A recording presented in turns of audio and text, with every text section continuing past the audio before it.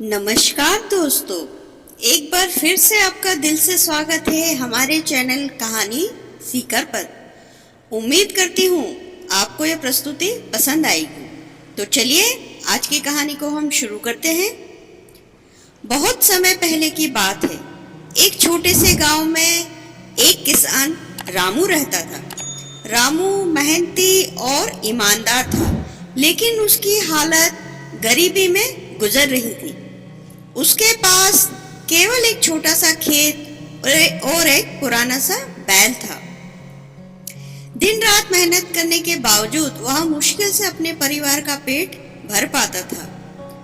रामू का एक बेटा था, अरुण, जो पढ़ाई में बहुत होशियार था।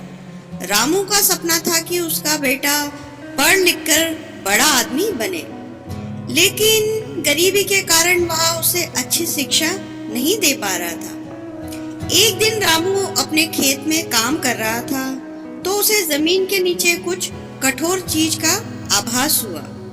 उसने खोद कर देखा तो यह एक पुराने लोहे का उसे बक्सा मिला। बक्सा बहुत भारी था और जंग लगा हुआ था। उसने बक्सा खोला तो उसकी आंखें चमक उठी। बक्से में सोने चांदी के सिक्के, कीमती आभूषण और रत्न भरे हुए थे। रामू की खुशी का ठिकाना नहीं रहा। उसने तुरंत सोचा, अब मैं अपनी गरीबी को दूर कर सकता हूँ और अपने बेटे को अच्छी शिक्षा भी दिला सकता हूँ। रामू ने सबसे पहले सोचा कि इस धन को कैसे उपयोग में लाया जाए, कैसे इसका इस्तेमाल किया जाए। उसने कुछ सिक्के लेकर गांव के बाजार में अपने पुराने खेत के उपकरण बदलवाए और नए बीज खरीदे। धीरे धीरे उसकी फसलें बेहतर होने लगी और उसकी आय बढ़ने लगी। लेकिन इस अचानक आई संपत्ति ने रामू को बहुत चिंतित भी कर दिया था। उसे डर था कि अगर गांव वालों को इस धन के बारे में पता चला तो लोग उसे नुकसान भी पहुंचा सकते हैं। उसने इस धन को गुप्त रखने का फैसला किया और अपने बेटे अरुण को भी इसके बारे में कुछ भी नहीं बताया। धीरे धीरे समय बीतने लगा। रामू पहले से बेहतर जीवन जी रहा था, लेकिन उसका मन शांत नहीं रहता था। वह बहुत अशांत था। वह हर समय इसी चिंता में डूबा रहता कि कहीं यह धन खो न जाए। इसके साथ ही वह यह भी सोचता कि यह धन लंबे समय तक कैसे सुरक्षित रहेगा। अरुण जो अब बड़ा हो रहा था, यह देखकर हैरान था कि उसके पिता इतना चिंतित क्यों रहते हैं। उसने एक दिन रामू से पूछा, पिताजी क्या बात है? आप पहले इतना खुश रहते थे, अब हर समय उदास और परेशान क्यों रहते हैं? इसका कारण क्या है? आप मुझे बताइए। रामू ने अपने बेटे को जवाब नहीं दिया, लेकिन यह महसूस किया कि सच्चा धन केवल सोना चांदी नहीं है। एक दिन गांव में एक विद्वान साधु आए। साधु की विद्वत्ता और सादगी की चर्चा पूरे गांव में फैल गई। रामू ने सोचा, क्यों ना साधु से यह सलाह ली जाए कि मैं इस धन का सही उपयोग कैसे कर सकता हूँ। रामू साधु के पास गया और अपनी पूरी कहानी उन्हें कह सुनाई। साधु ने कहा, मुझे यह धन मिला है, लेकिन अब मैं इसे लेकर बहुत चिंतित हूँ। क्या मैं इसे छिपा कर रखूं, खर्च कर दूं या कहीं और दान कर दूं? साधु ने मुस्कुराते हुए कहा, यह धन तुम्हारे लिए एक परीक्षा है।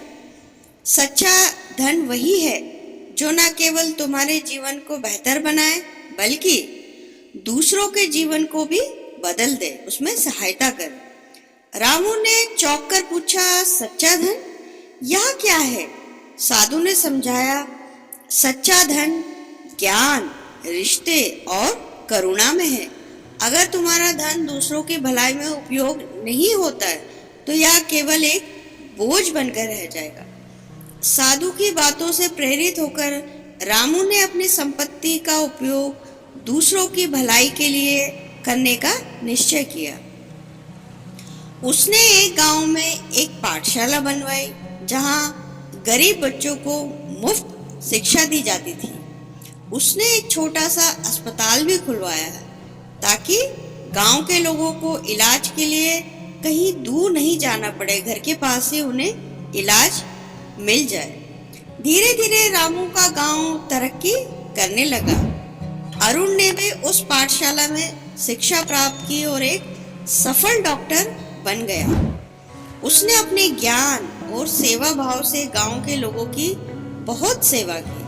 कुछ वर्षों बाद रामू के पास वह बक्सा अभी भी सुरक्षित रखा था, लेकिन अब वह पहले की तरह चिंतित नहीं रहता था, उदास नहीं रहता था। उसने महसूस किया कि असली खुशी अपने धन का उपयोग दूसरों की भलाई के लिए करने में है।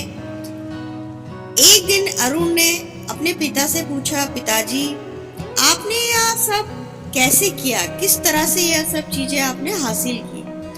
रामू ने कहा, बेटा, जब तक मुझे यह समझ नहीं आया था कि सच्चा धन सोने चांदी में नहीं बल्कि ज्ञान और दूसरों की भलाई में है, तब तक मैं बेचैन था। लेकिन जब मैंने इसका सही तरीके से उपयोग किया तब मुझे शांति मिली।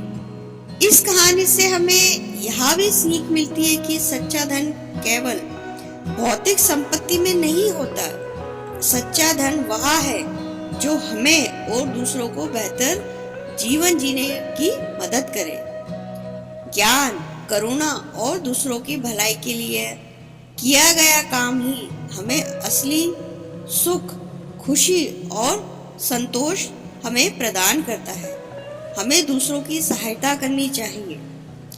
दोस्तों, अगर आपको हमारी ये प्रस्तुति पसंद आई हो तो हमें कमेंट करना ना भूलें, लाइक और शेयर करें, और आप हमारे चैनल पर पहली बार आए हैं तो हमारे चैनल को सब्सक्राइब अवश्य करें। अब मैं आपको मिलूंगी अगले वीडियो में एक और नई ज्ञानवर्धक कहानी के साथ।